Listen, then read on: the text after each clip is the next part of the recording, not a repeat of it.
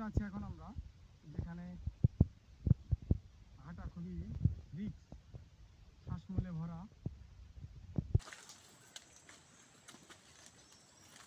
আছে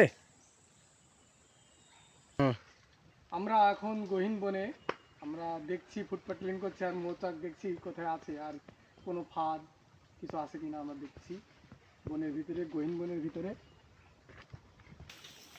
পেয়েছেন কিছু? না, এখনো কিছু পাওয়া যায়নি, তবে আমাদের খোঁজা অব্যাহত থাকবে। বিশাল এক বাইন গাছ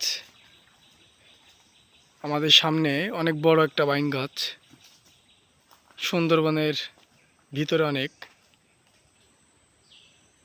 বন্ধুরা, এটা হচ্ছে সুন্দরবনের বিখ্যাত ফল বাওয়ালি ফল। আমরা এখন বনের থেকে বেরিয়ে যাচ্ছি। অবস্থা খুব টায়ার্ড, বনের ভিতরে প্রচুর গরম, ফুটপাথ করে আসলাম, কোনো সমস্যা দেখা যায়। আর জাহিদ ভাই মন খারাপ কেন?